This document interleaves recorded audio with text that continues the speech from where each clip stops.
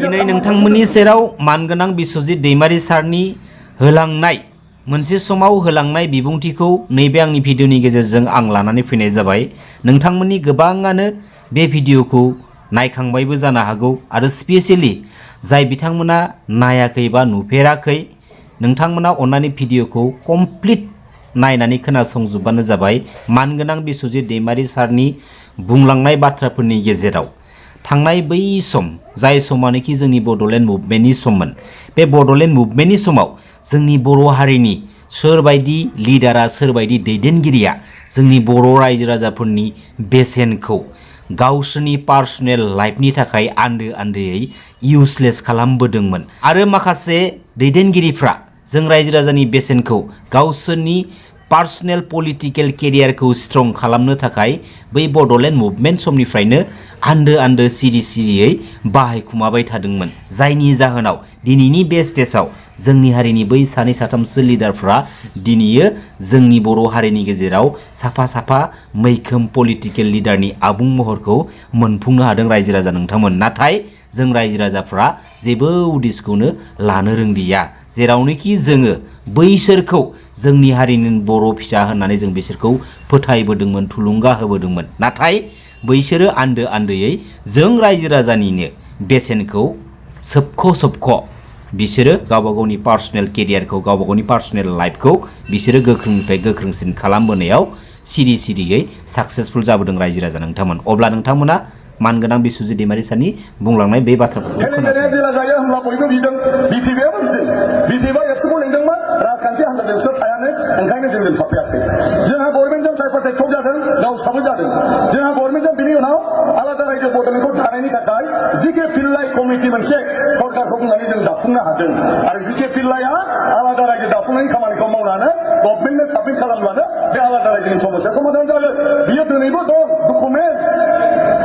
जों मावनायखाय एबसु आरो इउजि ब्रह्ममोना जालायबाय बेखौ नाङा, बे कमिटिजों जानायखौ जोंनो नाङा, थाल्ला रायजो दरसेनो थल थल होनांगौनो होमबासो लागोन।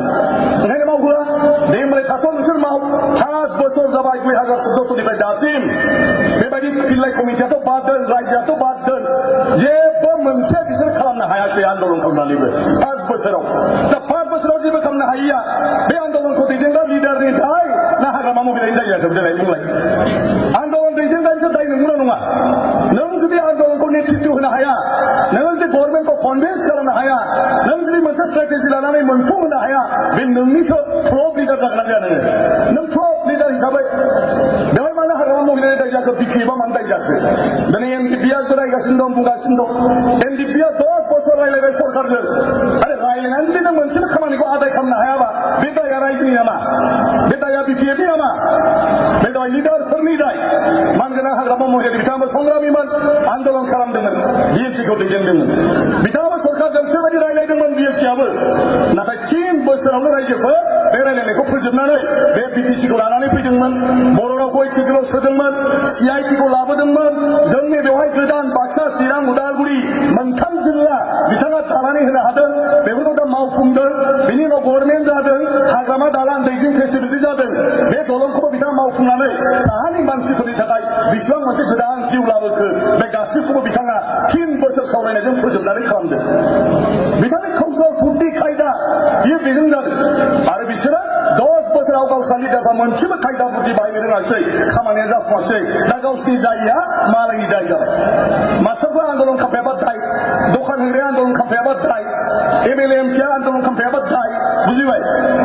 खामानि आन्दलनखौ बयबो खालामफानांगौ जाबाय, गावसोर जि खालामनो खालामबानो जाबायना। गावसोर मोनसे बिश्वास दं, साननाय दं, मावलांदों।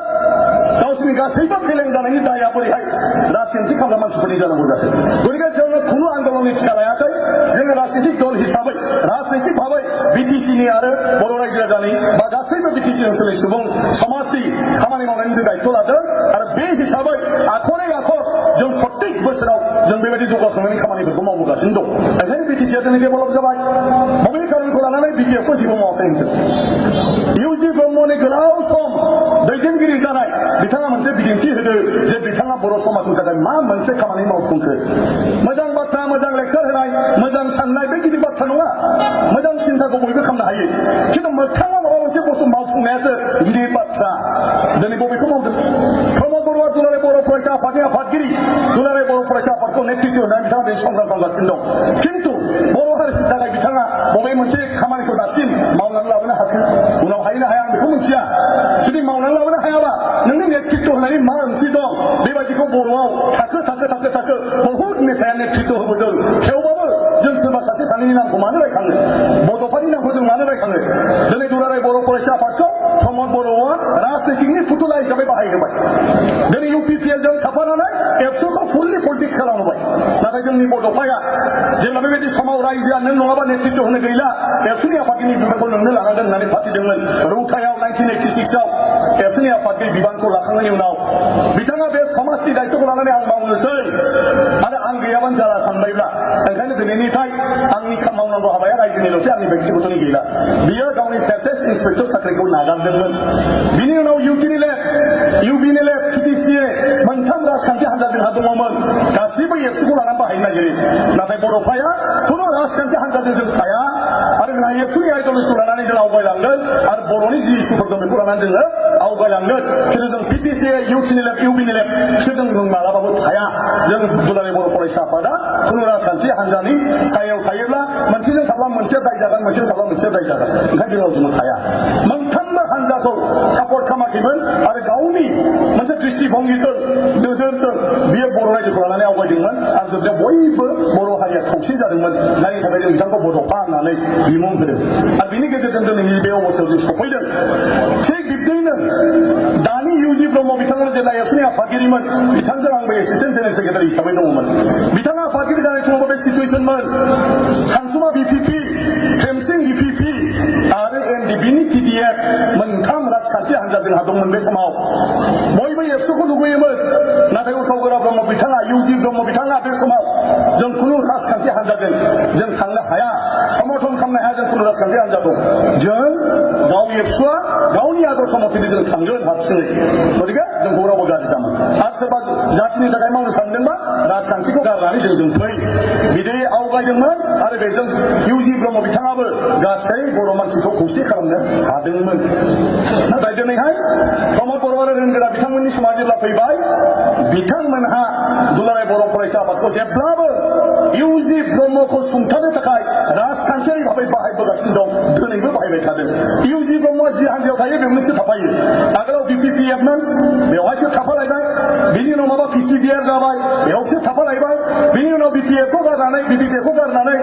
UPPL बानायबाय बेयावबो बिसोरो बेजों थाफालायबाय खालि UG ब्रह्मजों राजखान्थि हान्जायाव बिसोरो एबसुखौ लाफानानै खामानि मावगासिनो गतिके प्रमद बर'आ मालाबाबो एबसुनि आइडियलजिखौ लानानै एबसुखौ एबसु हिसाबै जातिनि गोथार हिसाबै बेखौ लाखिलांनायनि थाखाय बे सिन्था खालामाखै राजनैतिक बायदि बेबहार खालामनानै गावसिनि राजखान्थि शक्तिखौ गोरा खालामनानै एबसुनिफ्राय जेब्ला रिटायार जायो बेवहाय थांनानै खामानि मावहैनायसो बेहा प्लेन बिनि बादै बियो एबसु संगठननि प्रति बेहा जेबो साननाय गैया आरो बिनि फोरमाना बेनो दिनै प्रमद बर'मोनहा जुदि UPPL नङालासिनो बिथांमोना जुदि जोंखौ आगोलाव जेरै MLA फाथिदोंमोन इन्डिपेन्डेन्ट एबसु BPSC सापर्टेड दिनैबो जुदि एबसु supported giant action committee supported MDP supported बिदि जुदि केन्डिडेट जानायमोनब्ला हयथ' BPF खामग्रा UPPL खामग्रा रायजो राजायाबो ज' एबसु MDP आरो जयन्ट एक्सन कमिटिजों बाहागो लाफैगौमोन आरो बर'आ खौसे जागौमोन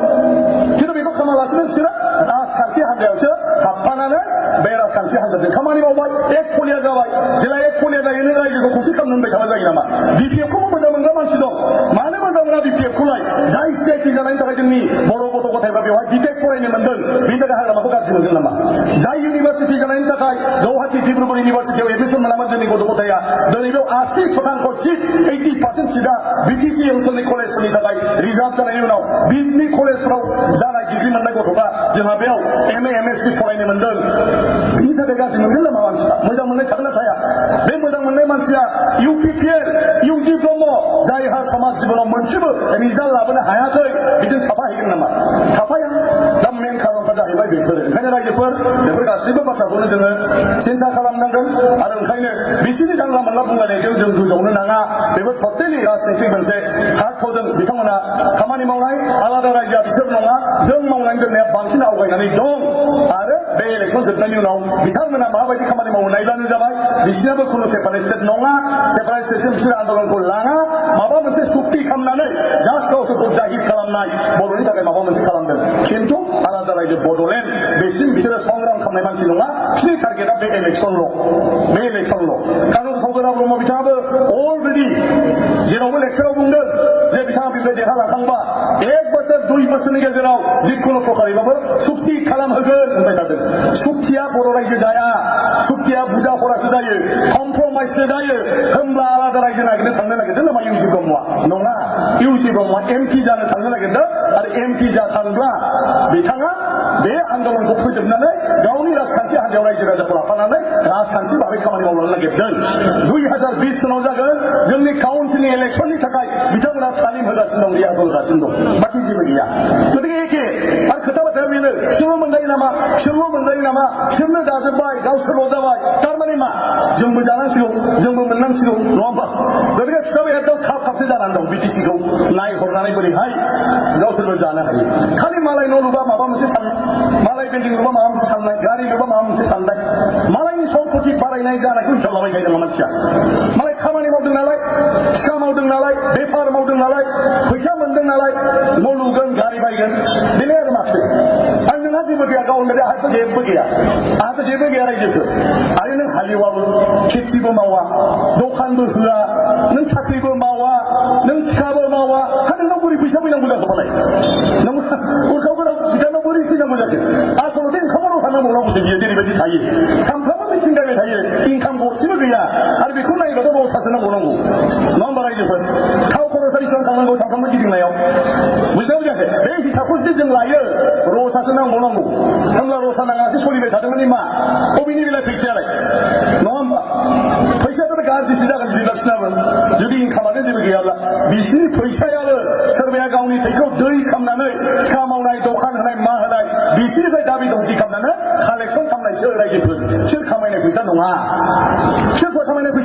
मालायनि थै गोलोमदैनि फैसा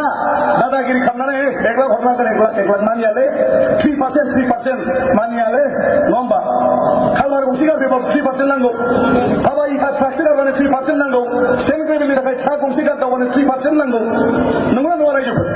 होमबा बे फैसाया बबेनिफ्राय मोनदों गारियाबो बबेनिफ्राय दावरायबाय थादों बिसोरलाय गतिके जानो जि बुङाथों